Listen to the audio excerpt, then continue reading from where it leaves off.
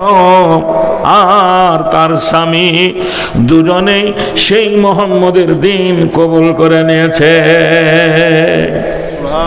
দেখে গেলেন, এত রাখলেন। আল্লাহ নবীকে মারতে যাওয়ার আগে ব্যাক করলেন, গোব্যাক ফিরে এলেন নিজের বোনের বাড়িতে। ঘরে তালা বন্ধ, গুনগুন করে আওয়াজ হচ্ছে, মনে হচ্ছে তাদের বাড়িতে কোরআনের তালিম হচ্ছে। ফাতেমা দরজা খোলবন। সুবহানাল্লাহ, যে কোরআনি তালিম দিতে এসেছে তাকে পাটিতে জোরে আর করে লেখা হলো। ফাতেমা দরজা খোলার পরে ওমর চাবুকের বাড়ি মারতে মারতে বোন আর দুলা ভাইকে মেরে ক্ষত বিক্ষত করে দিল। বলে, বোন আমার স্বামীকে আর মারিও না, স্বামী আমার মারা যাবে।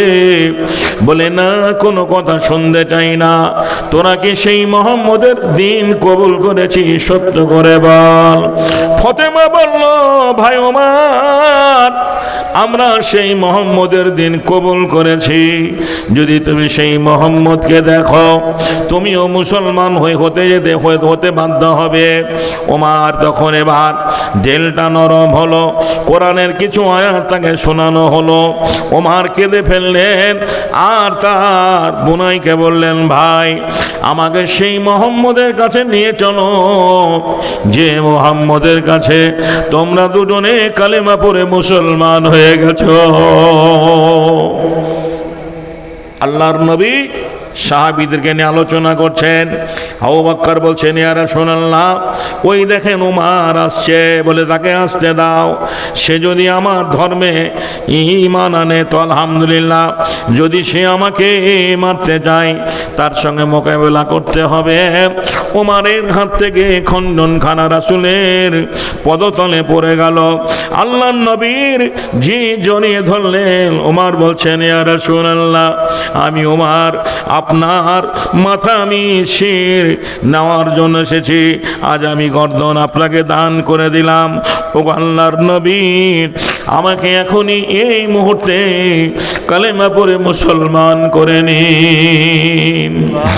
এইভাবে সাহাবীরা মুসলমান হয়েছিলেন। হযরতে বেলাল, উমাইয়ার কিতদার শামসে গোলাম, ঈমান আনার জন্য, মুসলমান হওয়ার জন্য মক্কার কাফেরেরা হাতে পায়ে দড়ি বেঁধে, ও মারে, জমিতে যেভাবে মই দেওয়া হয় ওই মই দেওয়ার মতো বেলালের হাতে পায়ে দড়ি বেঁধে মরুভূমির মাঠে মাঠে টেনে টেনে নিয়ে বেড়া হয়েছে। তবু এই বেলাল ইসলাম থেকে সরে যায়নি। কিন্তু আমরা কেউ তাদেরকে চোখে দেখিনি। মসুরডাঙ্গার মুসলমান ভাইরা, এই গ্রামটা আমি 14 পুরুষ আমার দেখেনি, আমি জীবনে মনে হয় এই গ্রামে আসিনি। ভাইয়েরা আমার, বন্ধুরে আমার, এসছিলাম একবার, এসছিলাম অনেক দিন হয়ে গেল। তাহলে বন্ধুরে আমার, মা খালার আমার, বউরা আমার, আমি আপনাদের কাছে একটু আলোচনা করব আমি হিন্দু থেকে কেন মুসলমান হলাম। তবে একটা শর্ত রয়েছে। কোহিনূর বাবুজান আমার একজন মহিলা মানুষ, উনি 50 কেজি রড দান করেছেন। সব চাইতে রডের খরচ বেশি হবে। আপনার আল্লাহর ঘর মসজিদ দেখলে বুঝতে পারছেন। কোহিনূরের মতো যদি এ গ্রামের আরো 10 জন ভাই 1 কুইন্টাল করে রড না দিয়ে যদি 50 কিলো দেন, তাহলে 10-এর লাঠি 1-এর বোঝা 50 কিলো যদি দেন, 1 কুইন্টাল রডের দাম যত সম্ভব 6000 নাকি, হ্যাঁ 7000। 1 কুইন্টাল রডের দাম ধরুন আনুমানিক 7000 টাকা। তাহলে যদি আপনি হাফ কুইন্টাল দেন, 50 কিলো দেন, তাহলে আপনার কত লাগবে? 3.5 কি বলছেন? 3500। ভাই গো বলুন, এই 3500 টাকা আপনাদের কাছে মনে হচ্ছে অনেক টাকা অনেক টাকা, কিন্তু কালকে ডাক্তার যদি বলে তোমার দুটো কিডনি নষ্ট হয়ে গেছে, তোমার ব্লাড ক্যান্সার ধরা পড়েছে, আপনার দুনিয়া করতে আর ভালো লাগবে না। আপনি নিজেকে সুস্থ হওয়ার জন্য বহরমপুরের এমন একটা ডাক্তার নেই যার কাছে আপনি যাবেন না।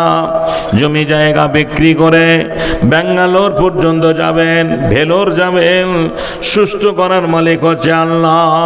আচ্ছা বলেন, ৩,৫০০ টাকাতে হবে ব্যাঙ্গালোর যাওয়া? জি হবে না। আপনি বহরমপুরে যদি খালি একটু ইসিজি করেন, যদি আপনি সিটি স্ক্যান করেন, থাইরয়েড পরীক্ষা করেন, তো ওতেই আপনার আসা যাওয়া এটা সেটাতে আপনার ৩,৫০০ কেন ৫,০০০ খরচ হয়ে যাবে। আমি মাইকের আওয়াজ অনেক দূরে যাচ্ছে, 10টা লোক যারা 50 কিলো করে রড দেবেন, এই জন্য বলছি যে আমার বক্তৃতার প্রারম্ভে কোহিনুর বাবুজান দিয়েছেন 50 কিলো রড, এটা মাথায় রাখবেন। এখানে আজকে রড কত কালেকশন হয়েছে আমার জানা নেই। জি খাদিজা ইয়াসমিন, সুবহানাল্লাহ। একটা ঘটনা বলবো রে মা, আল্লাহর নবী যে জায়গায় ধ্যান করতেন ওই জায়গাটার নাম হেরা গুহা। ওটা মক্কা মদিনা থেকে অনেক দূরে রাস্তা।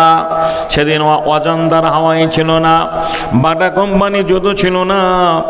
মা খাদিজা জগৎ জননী ওই হেরা গুহায় আমার রাসূলের জন্য দুবেলা খাবার বয়ে নিয়ে যেতেন। আমরা জানি নবী যখন খাদিজাকে বিয়ে করেন, খাদিজার বয়স ছিল 40 বছর, আর নবীর বয়স ছিল 25 বছরের যুবক 40 বছরের বিধবা মেয়েকে নিয়ে সংসার করেছেন। আল্লাহর নবী বললেন, খাদিজা আজ যদি তোমারে বিয়ে করি, মক্কার কাফেরেরা বলবে, বেদিনেরা বলবে, বিধর্মীরা বলবে মোহাম্মদ একজন অর্থলোভী মানুষ, অর্থের লোভে পড়ে মেয়ে করেছে। খাদিজা তোমার মাল মাত্রা, স্থাবর অস্থাবর জমি জায়গা যা কিছু রয়েছে সব যদি দান করে দাও, তবে আমি তোমার বিয়ে করতে রাজি আছি। ওরে মুসুরডাঙ্গার মায়েরা, খালারা, বাবুরা, সুবহানাল্লাহ। কোহিনুর বোন দিয়েছিল 50 কিলো রড, কিন্তু আবার একটা নাম পেয়েছি, এই নামটা মা খাদিজাজি, খাদিজা বোন আমার, সুবহানাল্লাহ। সে দিয়েছে 50 কিলো রড। জোরে বলুন আলহামদুলিল্লাহ। তাহলে রেজাল্ট শুরু হলো যে কারা ফার্স্ট হবে। এখন পর্যন্ত ছেলেদের দান কিন্তু 50 কিলো রড আমার কাছে আসেনি, নাকি বলছেন? দুটো মেয়ে পেয়েছি, তাহলে আজকে মায়েদের জয় হয় না ছেলেদের জয় হয়, এটাই পরীক্ষা হবে। আমি আপনাদের কাছে 10টা লোককে নেব 50 করে কি আপনার কিলো রড, তাহলে আমার জীবনী প্রসঙ্গে আলোচনা শুরু করব। আমি কেন মুসলমান হলাম, আমি কিভাবে ইসলাম কবুল করেছি। সুবহানাল্লাহ। মারে আমার কষ্ট হয়, শুনেছেন কি জানি না, আমি মায়ের একটাই ছেলে, আমার আর কোনো ভাই নেই, দুটো বোন বিয়ে হয়ে গেছে। ও মুসুরডাঙ্গার মায়েরা, আপনার একটা ছেলে যদি হারিয়ে যায়, নিখোঁজ হয়ে যায়, ৪৯ পাড়া স্টেশনে আজ থেকে 12 বছর পূর্বে ট্রেন ধরে চলে গেছে, ওই যে গেছে আর ফিরে এলো না। যতদিন জীবনে বেঁচে থাকবেন হারানো ছেলেটার কথা বারবার মনে পড়বে, পড়বে না। আমি কোন মায়ের ছেলে, আজ আমি একা হয়ে গেছি। ঈমান আনার লাগে আমি সব ফেলে এসেছি, আজ আমি একা হয়ে গেছি। মা বাপ আছে বেঁচে, আছে দুটো বোন, তারা মোর কেউ কখনো রাখে না খবর। কালেমা পড়ার লাগে আমি সব হারিয়ে এসেছি, আজ আমি একা হয়ে গেছি, ঈমান আনার লাগে আমি সব ফেলে এসেছি, আজ আমি একা হয়ে গেছি। আপনারা জানেন ঈমান আনার জন্য, কালেমা পড়ার জন্য আমার দুটো বোন আজও বেঁচে রয়েছে, মা বাপ পর হয়ে গেছে, তাই আমার বুক ভরা